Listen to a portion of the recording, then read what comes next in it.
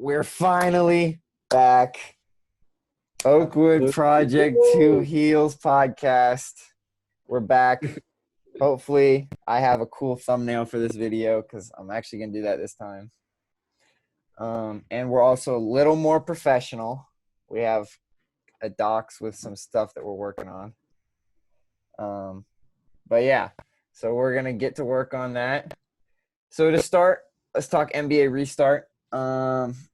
What are you most surprised about and or like excited about with this thing, Carter? Um, well, obviously, and the most surprising thing is the Suns, dude. Yeah. What the heck? Uh, but that their run is over. Uh, honestly, right now, as we speak, Portland's playing Memphis. Yeah. The Trailblazers are gonna win that game, and then I, you know, I'm a Dame time member. You're a Dame Time guy. Uh, yeah. So I hope they do something against the Lakers, but um. Yeah, dude, it's been fun watching it and keeping up with just, sports are back, Yeah. you know. Yeah. That's part of the reason we're doing this now is because sports are back. But yeah, no, that's such a tough break for Phoenix. The Phoenix being knocked out, even though they did literally everything they could, is a Right, tough right. break. Yeah, I mean that's tough, but you got to do better in the regular season, Yeah, that you was my know. thought. I was like, I mean, that sucks, but you had the time during the regular Yeah, I season. mean, yeah, they won 8 games in a row. Yeah, that's awesome. Yeah, Devin Booker's going off, but like they didn't have a shot at the championship. No, I don't think so. They didn't. They weren't gonna beat the Lakers. I mean, you know. Their ride was over whether or not they were in the playoffs or not, in my Yeah. opinion. Yeah, no, I'm with you on that. I think I didn't think in my opinion, I don't really think it mattered who got into the eighth seed because just the way the Lakers are playing, I don't think anybody's beating the Lakers. Yeah, I think if anybody had a shot, though, it's Portland. Yeah. So I don't know. What I'm looking at is um if the Lakers because the Lakers are a defensive team, so if Portland can outshoot them, I think it'll be a good series. yeah, yeah. I mean, if Dame goes off, he's averaging 154 points in the last 3 games. It's 51 point something point 3 points. Yeah. So like, can he keep that up? Probably not. No. So he's got to be tired. He's doing a lot of work Yeah. every night. So I mean, he won't be able to keep that up, but it'll be interesting to see anyways. Yeah, I think so too. All right, let's go on some topics we prepared here. All right, so who's your pick for rookie of the year and why? Um Ja, I mean, look at his team. He's winning. Zion, it's just not there. Just because he got hurt, he wasn't there for not most of the season, but a good portion of the season and Ja Morant's, he's balling out. Yeah. I in my opinion, I don't even think it should be a conversation. Hmm. But I know that Zion's name will get him, more attention than he should have, in my opinion. Yeah, I'm right there with you. Just to play the devil's advocate, because I agree with you. I think Josh should get it because I think what he's done for Memphis to even get them to the eighth seed is very impressive. Yeah. Um, but I think that it's definitely I understand why people want Zion because I think Zion's got that human highlight reel factor. Like he touches the Yeah. ball and it's a highlight. Right. So I mean, I think it's that, but at the same time, numbers wise, I'm still taking Ja Yeah. because I think he makes a Definitely. way bigger impact to the team. Um. Yeah. And he he hasn't messed up. I mean, Yeah, he's he fun to watch just been too. solid. Yeah. He's been electric. He's just been fun to watch this whole season. Yeah. So I think that's an exciting, duo that we'll get to watch for a long time. I mean, they're Yeah. both rookies. Yeah. They No. respect each other, and that'll be fun to see in the future. Yeah. I'm excited about what that has in store. I'm also of the belief system. We'll go on this for a second. I think Zion needs to slim down still. I'm of the belief Definitely. he needs to slim down. I think Yeah. his size helps him, but I think he's kind of got to become like LeBron kind of strong, where it's like everything is muscle. Like he Right. doesn't really have fat left on him.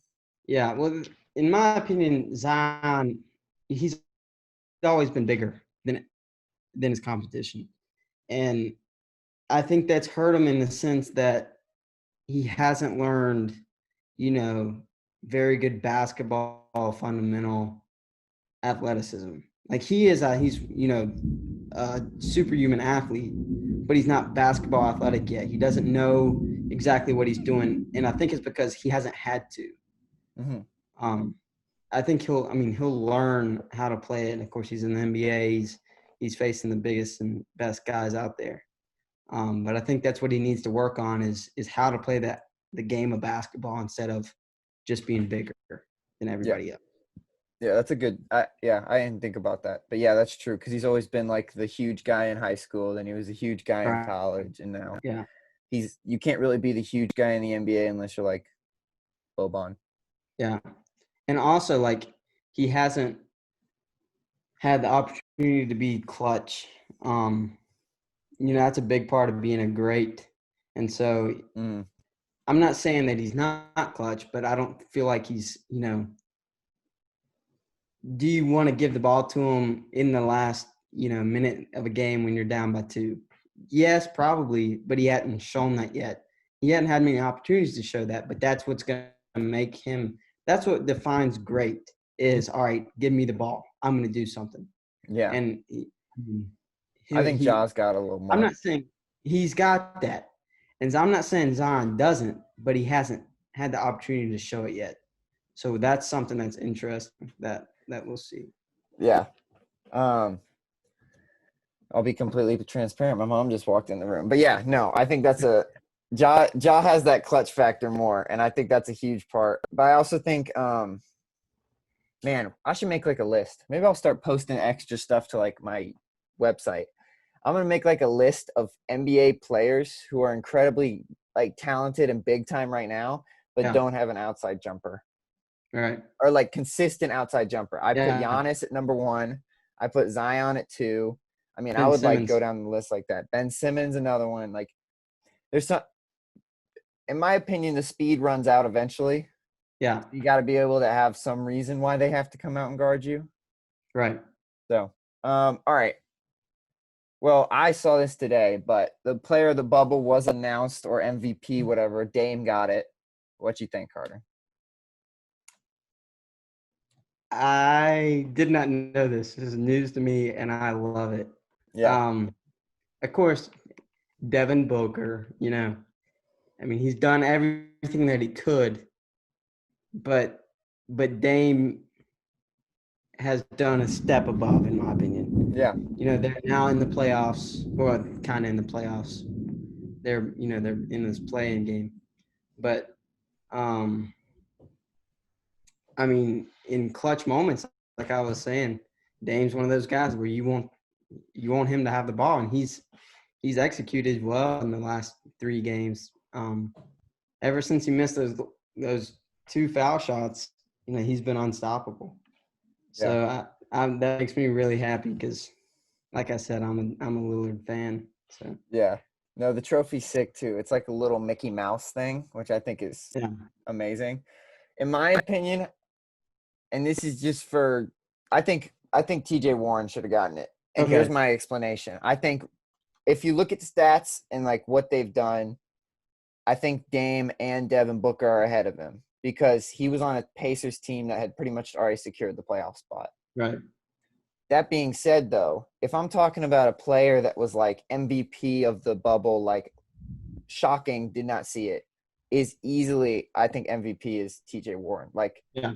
the fact that it was just like, I mean, I knew about him from state, and I'm sure you probably knew about him from state. Right. And it's just like the fact that he blew up in these like 8 games is insane that it happened that quickly. Yeah. No, I mean, yeah, that's a very good argument. But it is hard. It's hard to give it to him because he wasn't as important. He didn't have as many important moments. Yeah. As Devin Booker and Dame. So that's where that's not his fault. Yeah. So I mean, he kind of was unlucky in that aspect. But he did. Who saw that coming? Yeah. Who saw TJ Warren coming? Yeah, I think it's definitely the MVP of the bubble was definitely favoring the lower teams, lower seeded teams. Yeah, definitely. Because like in my opinion, LeBron had to they had to win like 2 games and they had the first seed locked up. Yeah. So it's like if he drops 50 in those first 2 games and then doesn't play like he plays like half the minutes the rest of the season, like no one's going to care. Right. Cuz he doesn't need the time. Right. And that's what happened is, they secured it. They don't need to waste his energy. Exactly. I think I'm a personal wait, real quick before we go on to the next topic. Who you got winning the championship? I got the Lakers. Okay, yeah. I'm not pulling for the Lakers. I really hope the Lakers lose first round, but I think they'll win it. Who are you going for then? Who do I want to win it? Yeah. I really don't care. Yeah. I mean, honestly, I only think 3 teams have a chance. I think it's the Lakers, the Clippers, and Milwaukee. Mm-hmm. So, I'll take the Clippers or the Bucks over the Lakers any day. But yeah. I think the Lakers will win, but I'm cheering for, and it hurts me a little bit to say this, but I'm cheering for the Celtics. I think it'd be cool to see the Celtics win because I just like their team. Yeah. No, I mean, I would say I'm pulling for the Celtics too, but I don't think they can do it. No. I like the idea that they have like positionless basketball. Like they have like 4 guys who can ball handle, and like the only position really is the center, Tice, whatever, and he's the only guy. All right. What do you think of the effectiveness of the bubble? The fact that they haven't had any positive coronavirus days. Like, what do you think? Very good job, Adam Silver. Yeah. Perfect. I mean, what more can you ask for? We've been on campus for a week and we have cases. Like they have, they got thousands of people in this bubble and no virus cases. Like perfect execution, Yeah. It could have gone the other way very quickly. Like the Major League Baseball. Yes. And they made it work. Like it surprised. I didn't see it. I saw something bad happening, and then there's just nothing. Yeah, I'm very impressed with how it. First off, I'm impressed with how well it's worked because I always had a feeling it would work. Like the idea in theory works, but it's like more the execution has amazed me. Like, oh my God, they could actually like control this many NBA like grown-ups to not do something stupid. Yeah. I think it's incredibly impressive. Especially like how bad America has handled the virus situation. It's weird to see something to go right. You know? Like everything in the past 6 or like 4 or 5 months have gone awful. Mm-hmm. And so it's cool to see something go right. Yeah. It's like the NBA is basically like New Zealand. They're like the ones who have calmed it down. I think New Zealand just went back into lockdown though, I think for a couple cases, but still like they're the only country with like maybe South Korea who's calmed it down. But yeah, I'd agree with that. One thing, I didn't put it on the topics list today, but one thing I was talking about with my mom last night. what do you think? Or I'm going to give you my theory for how college NCAA could have had a full season with an NCAA championship. Because obviously, I think that got canceled yesterday. Yeah. Like there will be no championships this fall. But my theory for it, what they should have done is they should have had each conference be a bubble. So like all ACC teams go to Georgia and they play on one field or one court or one blah, blah, blah. Yeah. And they play there. They play all their regular season games and then their season's done. And every conference does it. SEC's in Georgia, Pac-12's in Oregon, all that, right? Then they figure out who's going to be in national championships. If it's football, I think they should have only done like the New Year's Six bowls. Yeah. And then like if it's like let's take basketball for example. If it's the NCAA tournament, so they do all their regular season games, playing only against in conference. Then the NCAA tournament is in one place in Texas, and they play all the games in Texas. Yeah. And the students would be online classes, but they'd have to stay in that bubble, similar to the NBA. Right. I mean, yes, that would work. It would be expensive. Yeah. It would be expensive, and I think the time frame they had to do it, because yes, they could have started working on it as soon as we went into quarantine, but they did not know what was going to happen. They didn't know where we would be right now.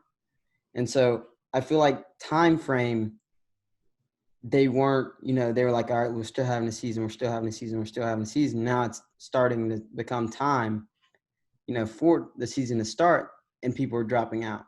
So I feel like unless they would have started the plan for this, immediately and not had the idea of, all right, we could possibly have a normal season or whatever.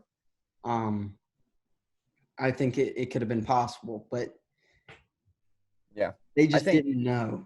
Yeah, and in my opinion, I don't think money. I think you're more on it than I was when I was thinking about it, because I don't think money is the issue. Because in my opinion, the NCAA could fork the money, and you're telling me all these organizations, like all these universities, couldn't fork over the money to make it. Yeah.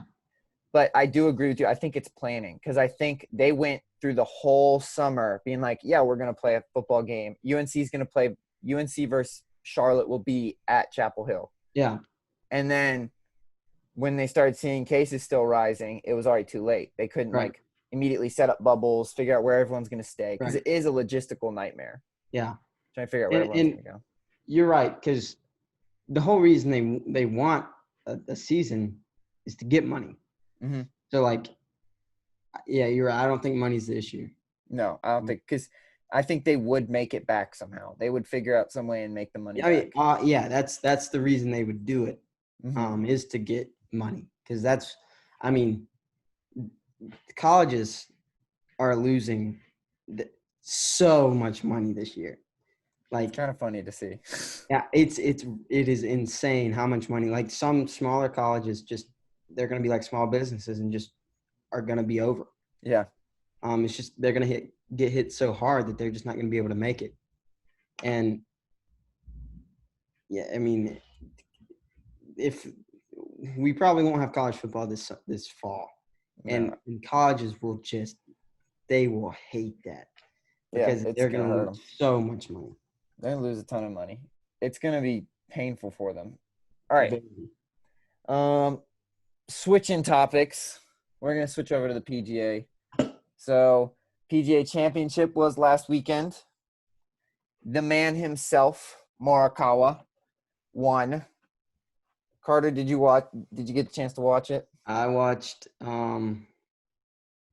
every chance I got, I was watching it, yes. Yeah.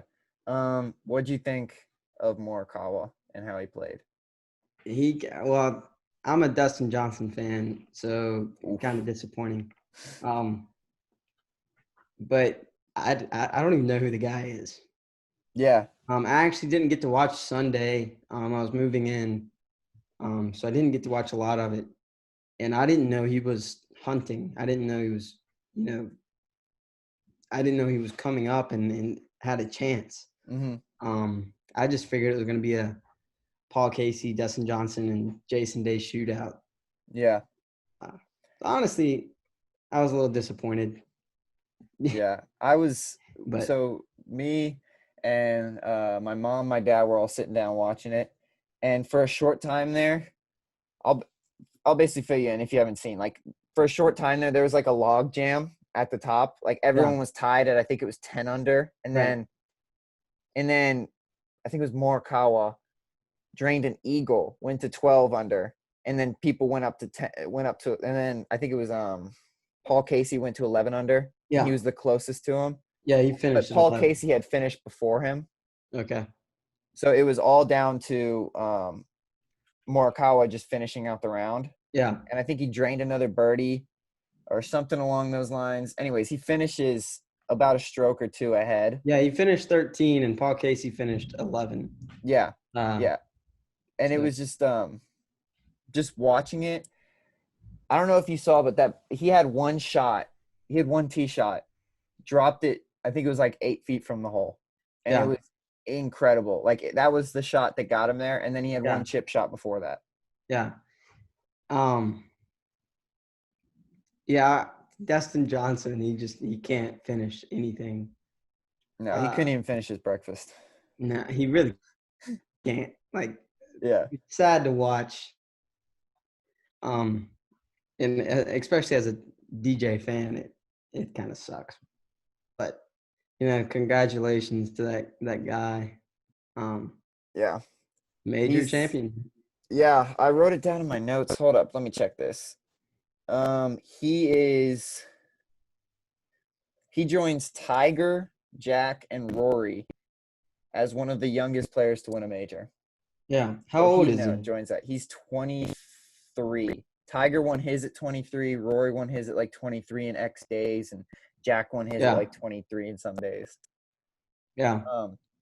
But here I have it. I actually wrote down some stuff. So he had the tee shot was at the 17th hole, and I remember me and my dad were watching that, and he hit the shot, and it was funny because he hit the shot on the 17th, and then they cut to Paul Casey, and there was actually a little crowd, like I guess of people who work at the course. Yeah. And they were all like, oh, they go crazy. And you see Paul Casey right before his tee shot, and he hears that. He goes,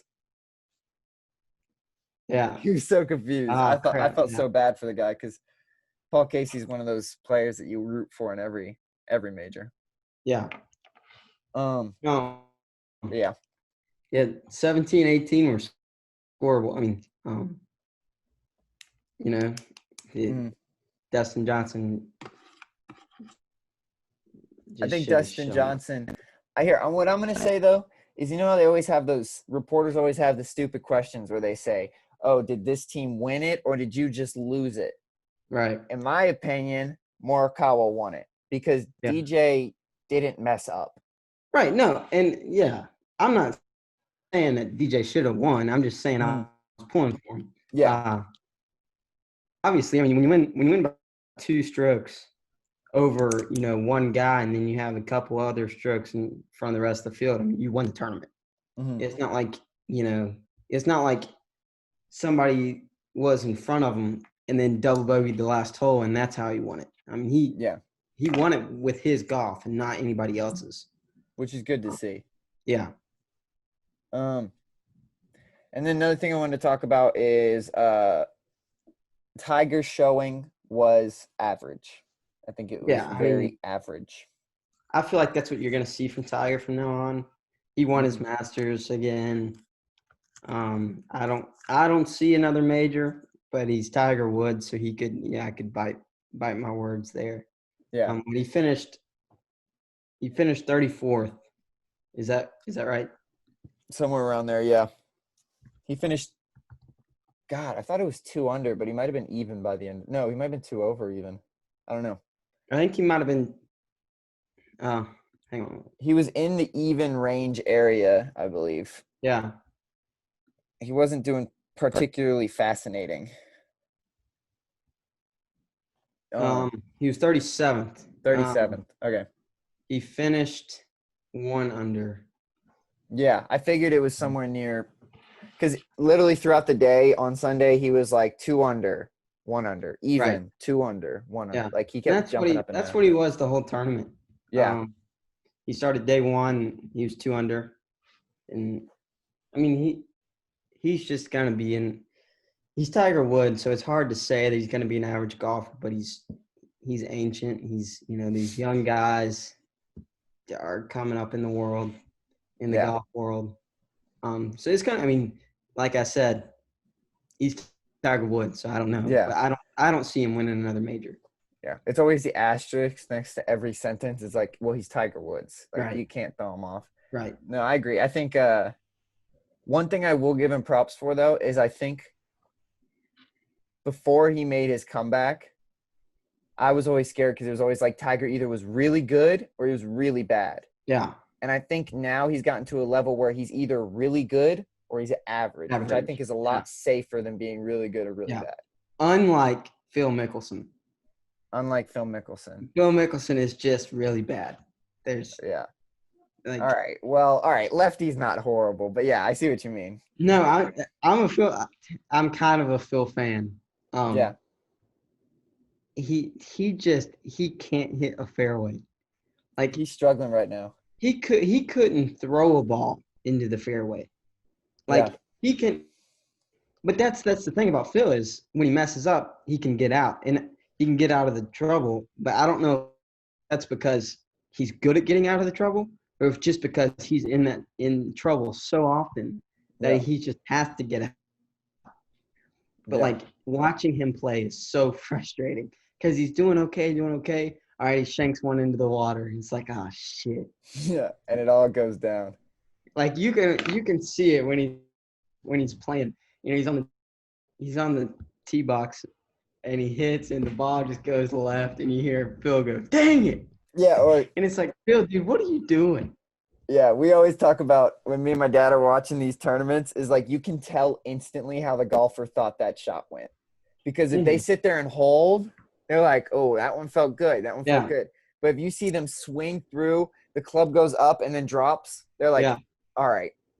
And it drops and they're still watching it. But then if they drop it and walk away, they felt really good about that. But if they pick up the tee, if they hit it, hardly look at it, and just go pick up the tee, great shot. They don't even watch it. They know exactly where it's going.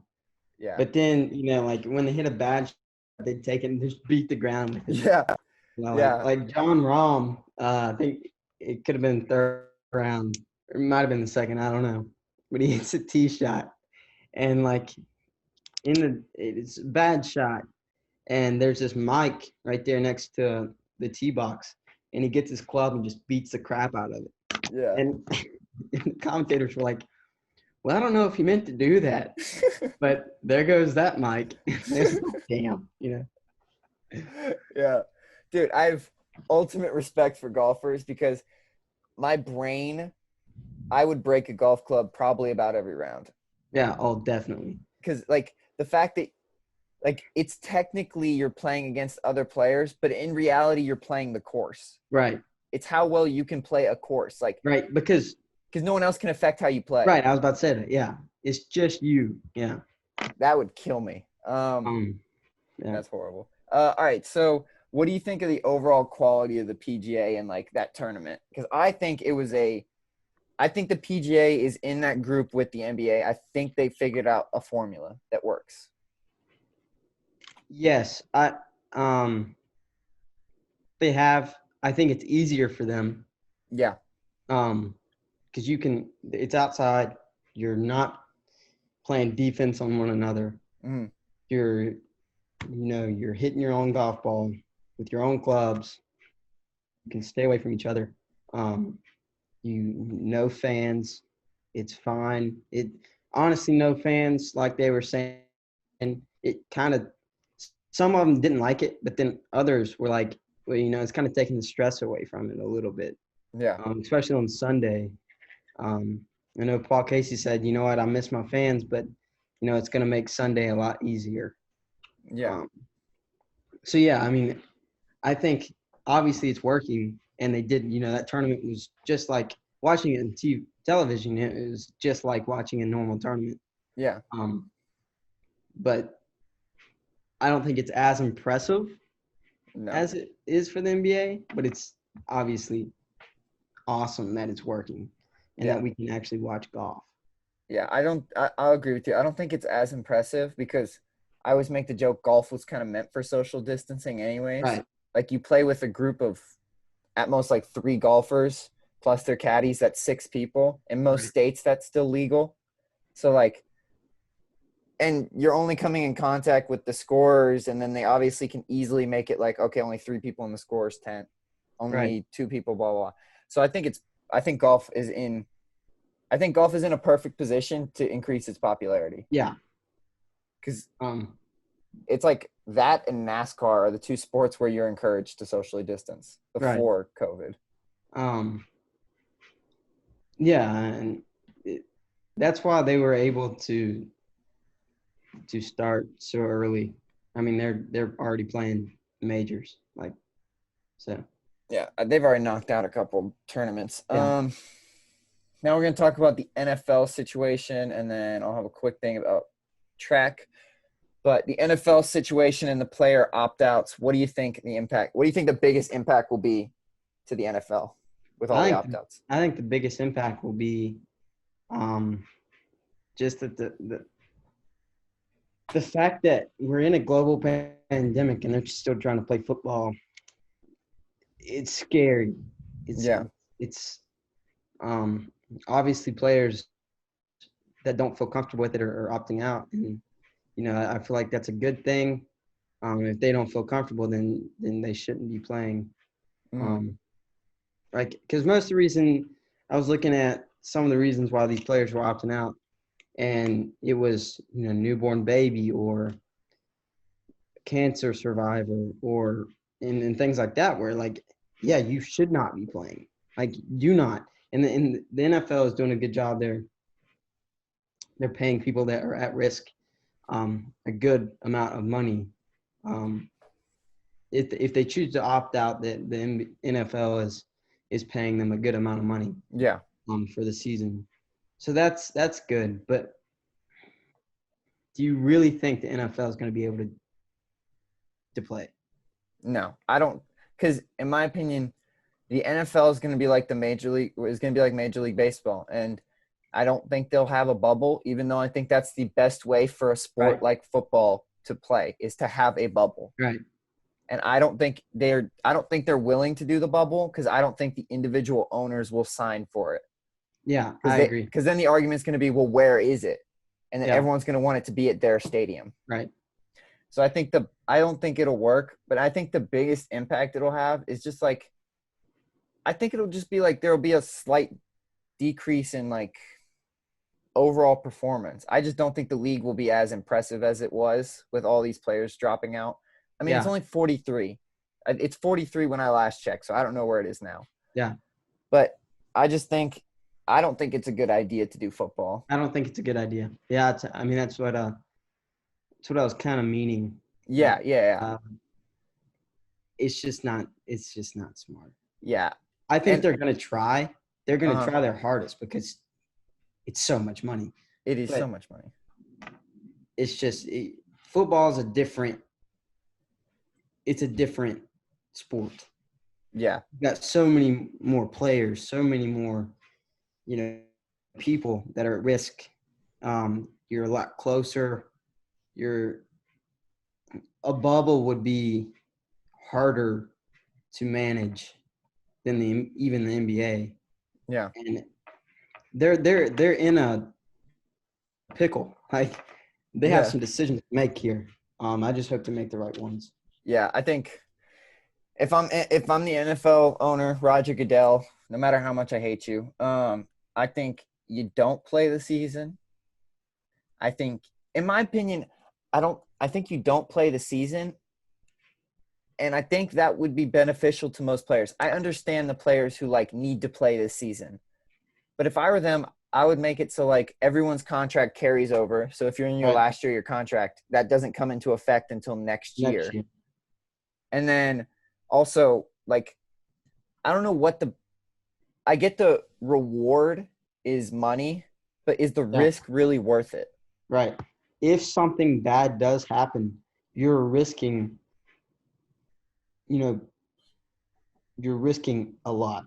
Yeah. Because if as soon as it goes south, it's gonna go south fast. And people, if it does somehow go south, I think that people are gonna look at the NFL differently. Yeah. And, Because they'll realize, like, they always make jokes about the NFL being like the no fun league.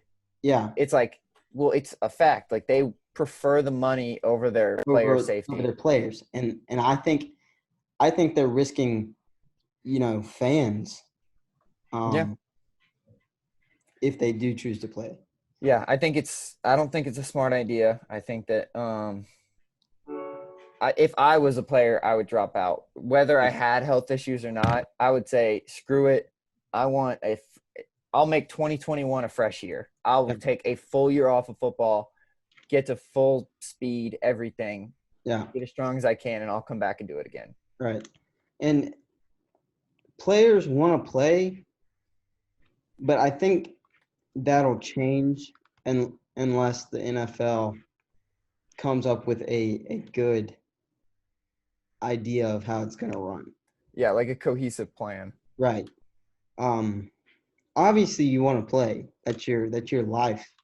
That you'll make money as a player if you play this year.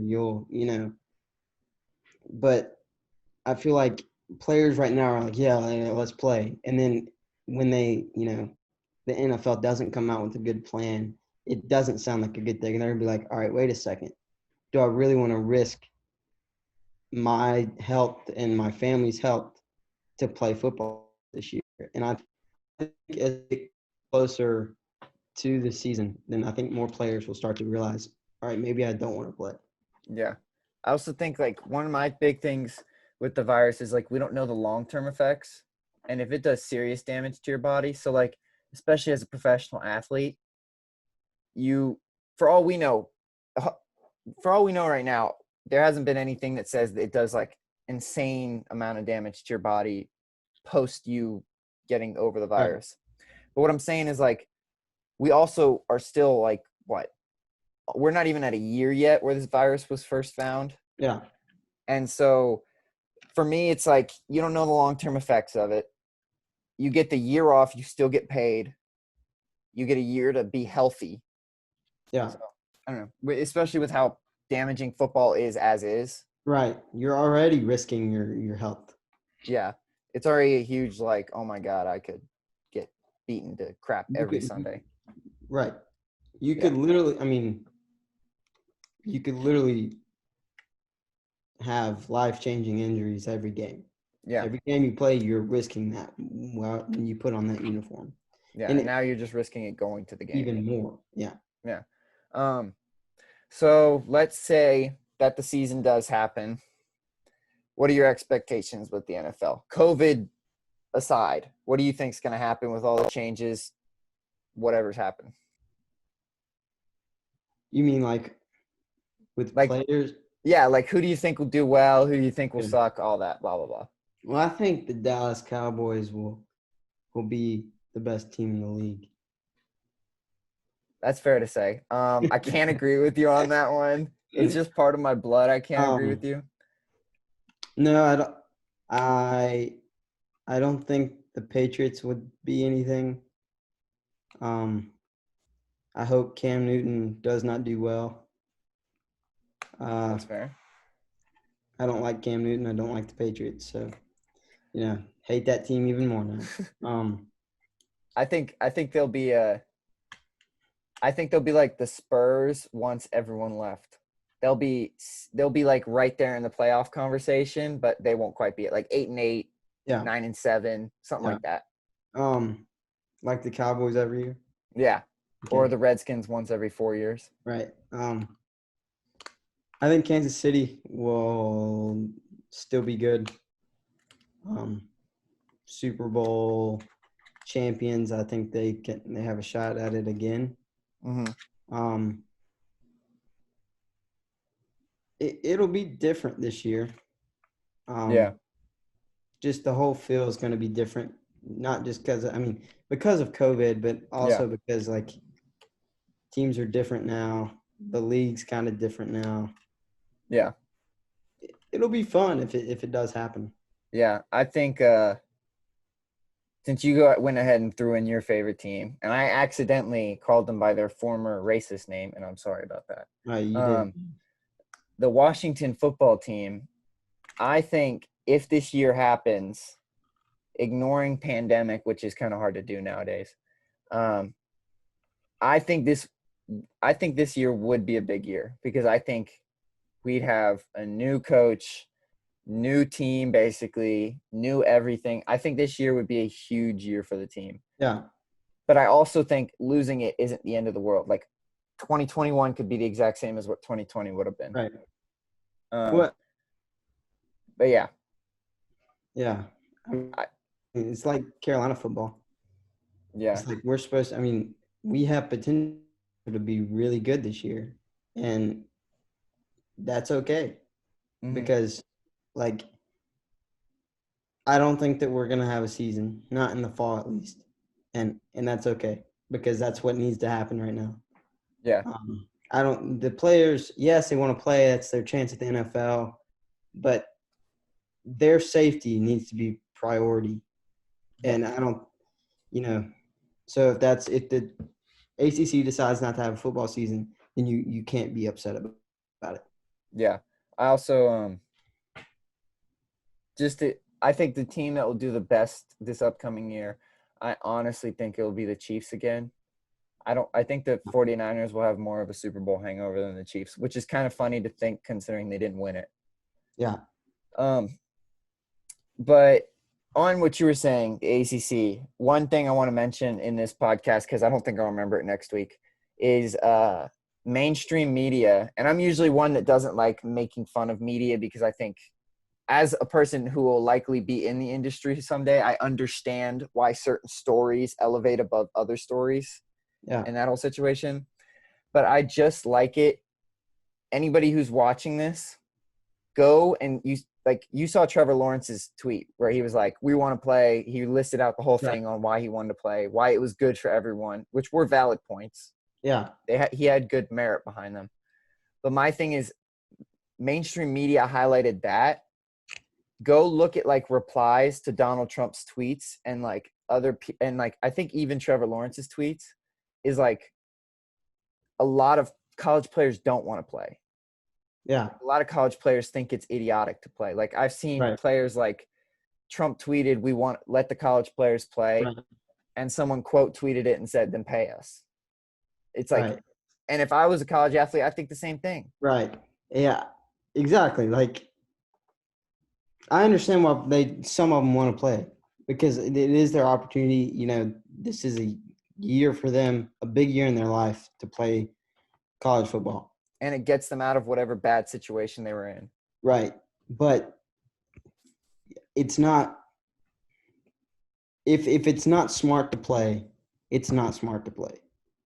Mm-hmm. You can't argue with that. Like if the ACC does not see it as a safe environment, then you can't take that risk. Like, I mean, it's just not worth the risk that it carries. Right. Yeah.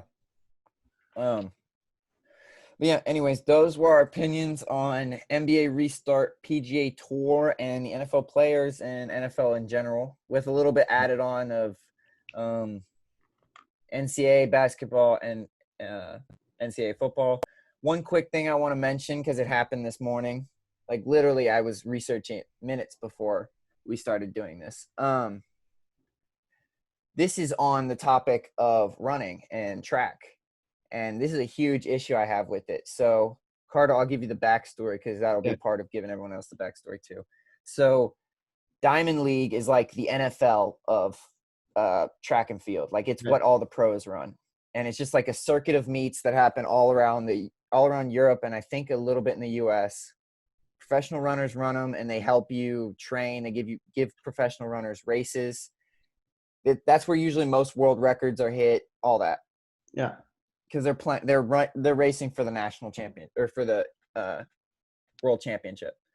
One issue I have is a freelance reporter tweeted yesterday after Joshua Kip. Oh my God, I forgot his name. Joshua I forgot it. I'm sorry. He ran yesterday and he broke the world 5K record. So the world 5K record before yesterday was 12:37, and he ran 12:35. Right. Which, just to think about, is insane that he ran 12:35 for a 5K. Yeah. And one thing that he got criticized on was the fact that his shoes were made, I think, with similar technology to the Breaking 2 shoes. His spikes, like they're making spikes now that are built similar to that. Yeah. And so immediately people hopped on it and were like, well, it's because of the shoes, blah, blah, blah. And I just want to say this for the record. I think calling out runners, like saying runner success is only because of their shoe, is horribly unfair to the runner, because like you train for X amount of years to be a fantastic distance runner or sprinter or marathon runner, just so that when you hit that high of breaking a world record, someone says, oh, it's because of your shoes. Yeah. Yeah. And that's the thing about the Breaking 2 is like, this man just ran a marathon in under 2 hours. Yeah. Like, I don't care what shoes he was wearing. Exactly. Like oh my God.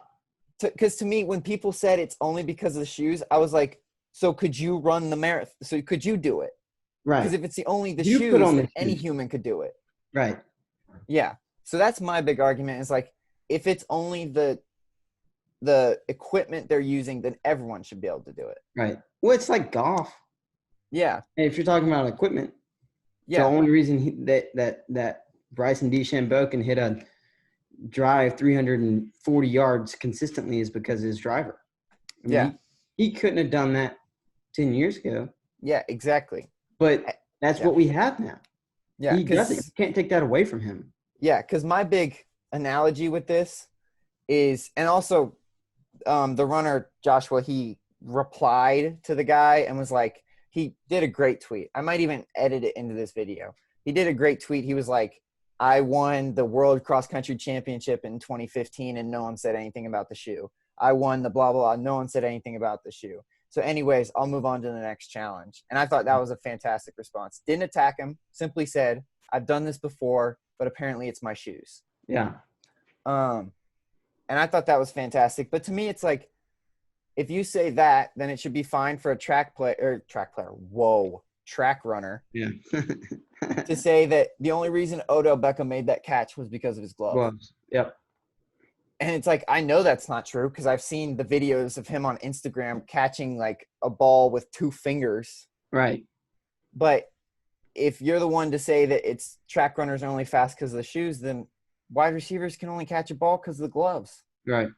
And to be fair, it's the same situation, because those gloves, like, if you've ever put on like real receiver gloves, they're practically glue. Right.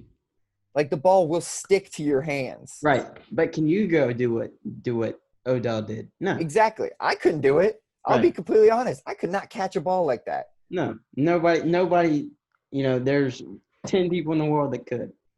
Yeah. That being said, I think it's good for marketing that this happened, because it's similar to Michael Jordan. Like, Michael Jordan jumped from the free throw line, and so everyone wants his shoes. Right. You know what I mean? So it's good for the marketing, but to say that's the only reason the athlete's is good, it's like, well, that's unfair to the athlete. I agree. Yeah. And the guy tweeted, it was something along the lines of like, older athletes couldn't hit the times, and so like you should recognize the advantage that new athletes have with the technology. And it's like, yeah, but isn't that kind of like how humanity is supposed to work? Right. We're supposed to like slowly innovate. Right. So to shoot someone down for taking an innovation and using it to do something amazing is ignorant in my belief. I would agree with that. Yeah. And that's why I didn't like the whole, the under 2 hour marathon. Like people took that glory a little bit. I'm not, obviously he did it. Yeah. But people took that glory away from him because of the shoes. And it's like, what more do you want? Yeah. It's He like, did it. yeah, he still did it. I saw someone tweet after it was I think it was some running coach, and I don't think he was in any way related or connected to Kipchoge. And he said, it was some like article, like how much was it the shoe, blah, blah, blah, written by someone, New York Post, Huffington Post, something like that. And he quote tweeted it and said, he was just talking about like, yes, but someone still had to put the shoes on. Yeah. You couldn't put the shoes in Vienna at And 5 o'clock in the morning and say, all right, go run 2 hours. And they did Right. it. You still have to put the shoes on. You still have to put the gloves on. You still have to put the helmet on. It doesn't make you better. The human inside of whatever technology makes it better. Yeah. You still have to swing the club, swing the racket. You know. Yeah. It's like you made a new baseball bat. Cool, but can you hit the ball? Right. So, Yeah, but I mean, with everything, you're gonna have critics. You're always gonna be shut down. But yeah.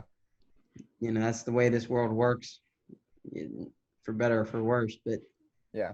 I mean, you can't take that away from him. Yeah. You break a world record, it's yours. Right. It'd be a different thing if you found like steroids or something was illegal in the shoe. But if the sport says the shoe's legal, they can wear it. Right. And steroids and stuff like that, that's enhancing your ability, your natural ability. I feel like shoes is on a different level there. Yeah, that's enhancing the human's capability. Right. But anyways, first one back. Good job, team. It is. Carter, wait, high five me. Is it this side? Yeah. Okay. Wait, a little higher. Right and there? Go. Yeah. Added in the sound effect. All right. I hope that was good. Yeah, it might have been very embarrassing. I think it lined up right on my screen, and I hope it records my screen. Anyways, that was the first one back. Goal is to try to do these once every Saturday and get them out by either Saturday night or Sunday morning. That's the goal right now. Okay. Making it a little more professional. And I would say, if you agree with me, Carter, the goal should be go through the whole semester making one a week. I'm down for that. Yeah. An hour a week. We can get the editing out quick. And you guys get to hear us talk because we're clearly the most prepared to talk about all this stuff. And we are experts. We are experts. We are experts just like Stephen A. Smith. Right. If we had like a huge fan base, I'd love to get that tweeted at him. But anyways, thank you guys for watching. This has been CPAT, and I think I labeled myself ebook. So CPAT and ebook. All right. And bye, guys.